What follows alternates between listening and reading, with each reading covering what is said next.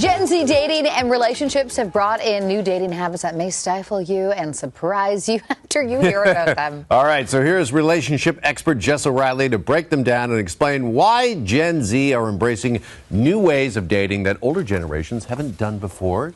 Jess, good morning to you. And why should we be paying attention to these Gen Z dating trends? Well, it's interesting. I think oftentimes we think about learning from older generations, and of course that's so important, but there's also a trickle-up effect, and intergenerational learning is so important, particularly to those of us who precede the next ones coming up, because it's good in terms of cognitive flexibility, emotional literacy, and Gen Z are bringing in, yes, the trends we're going to discuss, but also some really important stuff around digital intimacy and digital empathy. Okay. All right. So the first trend we're going to talk about is the love contract. Okay, so you can probably guess what this is. It's basically formalizing your expectations in a relationship. So oftentimes in relationships, we communicate or we make assumptions from shorthand, right? Oh, we're committed to each other, or we're exclusive. Okay, but what does that mean? So they're writing down the details of what they expect in a relationship. So it could be something like, we'll spend one weekend together a month, or I'm not going to cheat on you, some obvious stuff. And then you'll see some that are kind of out there where it says, I'll never hurt your feelings.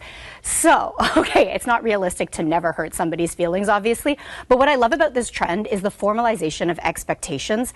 And when you write them down, it leaves less room for ambiguity. It doesn't mean that there's no flexibility, but I think that we make a lot of assumptions. If I want something, I tend to assume that somebody else wants it, when in fact we need to move from that golden rule to the platinum rule, where I'm really treating you how you want to be treated as opposed to how I want to be treated. Mm-hmm. And when you write it down, you can go back to it, you can read it, and there's no ambiguity, right? Right. I'm like, remember we said this? Right? Yes. Again, we need to remain flexible, but I love that we're, I think, deepening the conversation around we're not just together, we don't just love each other. Here's why I love you. Here's what's important to me. Here's how I express love and how I receive love. Okay, not only is Gen Z writing things down, but they're also doing voice memos?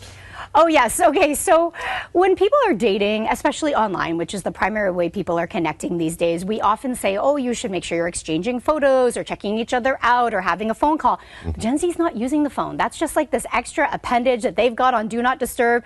And so the rule now is we're not going to meet up for a first date until we've sent voice notes. And I absolutely adore this. What I love, so I'm very pro-technology. I really believe that technology, yes, has the potential to interfere through technoference and detract from connection, but it also has the potential to connect us. And so I love that we're using different mediums, right? So you can text, you can use emojis, you can send photos, you can send videos, which I know is more intimidating for a lot of people, but voice notes allow you to detect chemistry because the tone, the cadence, the speed of our voice indicates how we're feeling. And research has actually shown that we adjust our tone and our speed when we're experiencing attraction. So just sending short voice notes allows you to build chemistry and also kind of see, are we actually compatible? Come on, because there's people whose voices you love and people whose voices you hate. And then there's people who hate the sound of their own voice. You wouldn't know from how much I talk, but I don't want to hear it. I don't want to hear it on tape. Yeah. All right, the final trend we have to talk about originates apparently from Spain, and it's the supermarket trend. Okay, from Mercadona, the happy hour. People have been going to Mercadona, which is a local supermarket chain, between 6 and 7 p.m., putting an upside-down pineapple, you probably heard about this one, right, in their shopping cart to indicate that they are single, they are ready to mingle. But this is now expanding because I just learned this week that 2 upside-down bell peppers indicate something not so, I think, positive, maybe not a trend we want to lean into, but the 2 upside-down bell peppers indicates that you're looking for something outside of your relationship without consent, like you're looking to cheat.